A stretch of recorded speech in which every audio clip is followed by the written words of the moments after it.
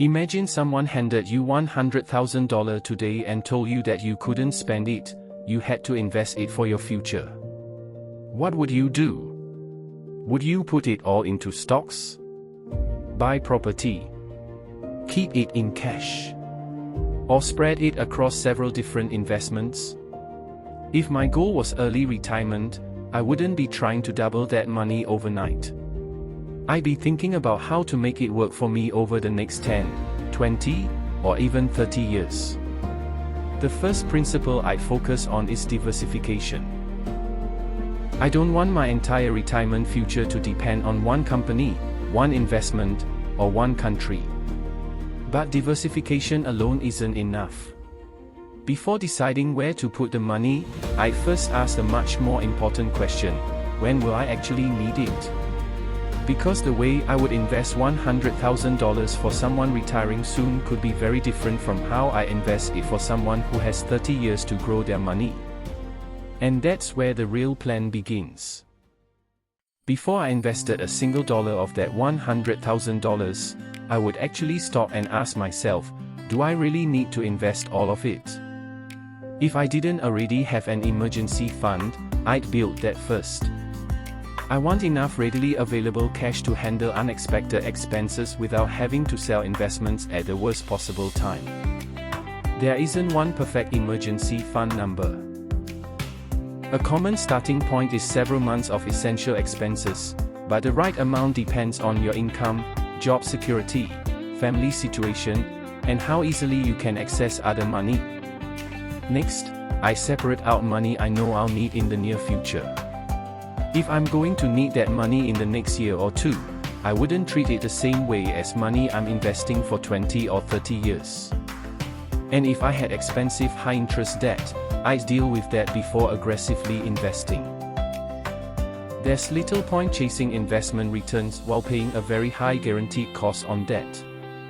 Once I have those basics covered, then I can look at the money that's genuinely available for long-term investing. And that's where things get interesting, because now we can actually build the $100,000 portfolio. So now let's assume the emergency fund, near-term expenses, and expensive debt are already taken care of.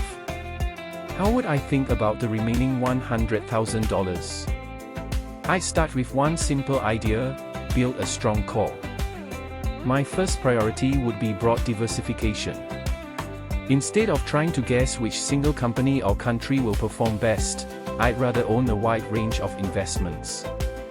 For this hypothetical example, I'd put around 60% into diversified global equities. That's $60,000 of the portfolio.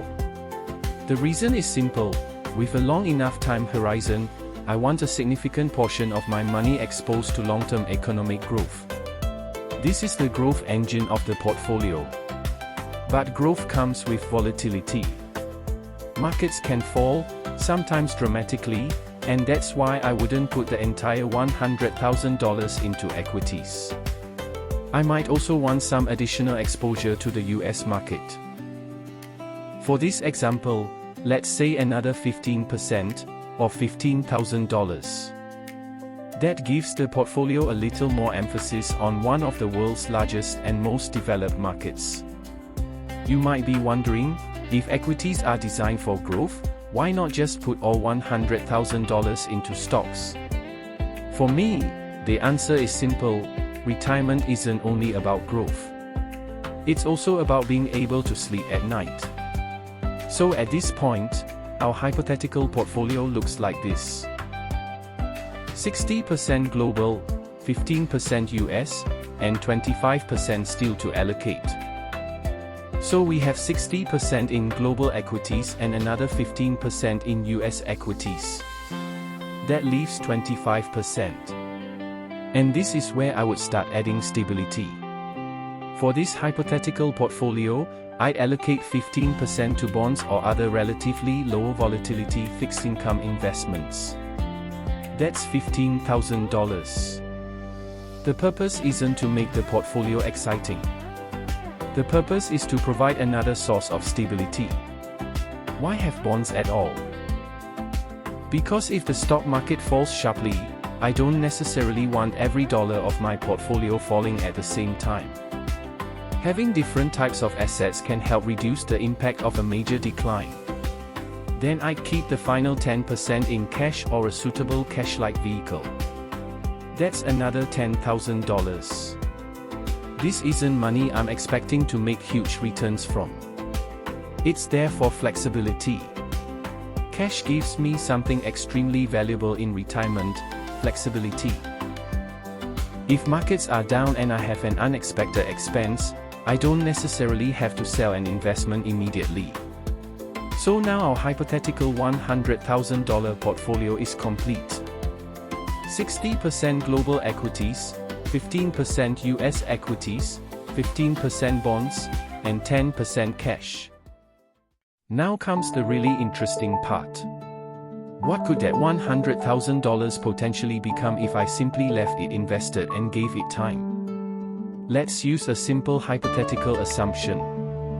Imagine the portfolio averaged 7% a year over the long term, and I didn't add another dollar. What happens? After 10 years, that $100,000 could grow to roughly $197,000 under this hypothetical assumption. You haven't doubled your money overnight. You simply gave it time. After 20 years, the same $100,000 could become roughly $387,000. And notice something important: you still haven't added any extra money.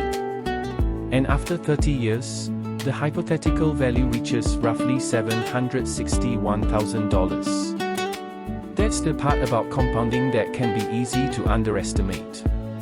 Time can become more powerful than the initial amount. But there's a big catch. A 7% average return doesn't mean you earn 7% every year. Real markets don't move in a straight line. You could have years when the market falls 20 or 30%.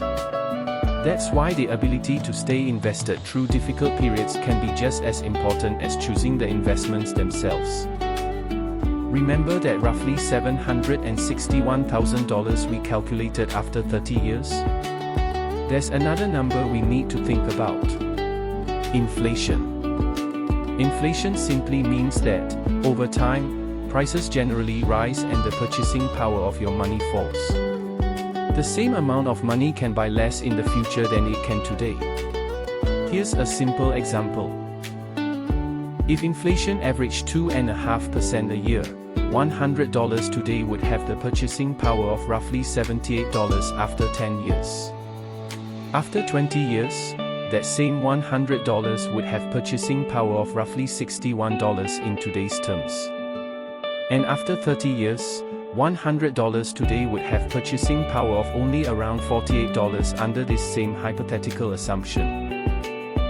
So when we say the investment could potentially grow from $100,000 to around $761,000 in 30 years, that's the future dollar amount. The purchasing power would be lower because prices may have risen substantially over that time.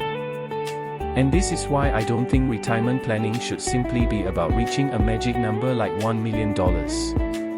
The real question is, what lifestyle will that money actually support? I'd rather ask, how much do I actually spend every month, what income will I have, and how much of my expenses will my investments need to cover? So we've built the portfolio, we've talked about growth, and we've talked about inflation. But there's one question that really matters if you're thinking about retirement. How do you actually turn your investments into money you can live on? The goal isn't to simply spend the $100,000 until it reaches zero. The idea is to have a portfolio that can potentially provide income while the remaining money stays invested. One commonly discussed retirement guideline is the 4% rule.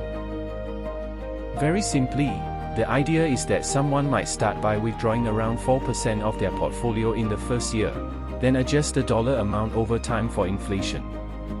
But it's important to understand, this is a rule of thumb based on historical research, not a guarantee.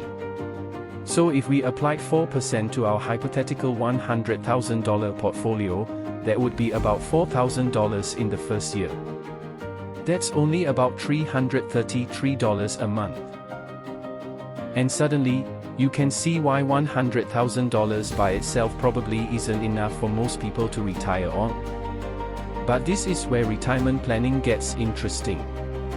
You don't necessarily need your investment portfolio to pay for 100% of your lifestyle. You only need it to cover the gap between your expenses and your other reliable income. For example, imagine your monthly expenses are $2,000, but you already have $1,200 coming from reliable income. You don't need your investments to produce the full $2,000. You only need to cover the remaining $800. And this is why I think focusing only on a headline number like $1 million can be misleading.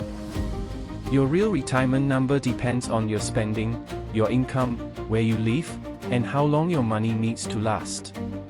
So instead of asking, how much money do I need to be rich? I'd ask a much simpler question: how much does my life actually cost? And that's where we can finally answer the question we started with. Is $100,000 enough to retire? Maybe not by itself. But depending on your lifestyle, your location, and your other income, it could be a meaningful part of the plan. So, do you really need $1 million to retire? I don't think there's one answer for everyone. If you have high expenses and no other income, you may need a very large portfolio. But if you keep your lifestyle simple, live somewhere affordable, have other sources of income, and invest consistently, your retirement number could be much lower. For me, retirement isn't really about reaching a magic number. It's about building enough financial security to give yourself the freedom to choose how you want to spend your time. And maybe that's the real goal of financial independence. If you enjoy retirement planning, financial freedom, and life in Southeast Asia, I'd love to have you join this journey. Please subscribe to Retire Simple Life, and I'll continue sharing my experiences, practical tips, and honest insights. Until next time. Live simply.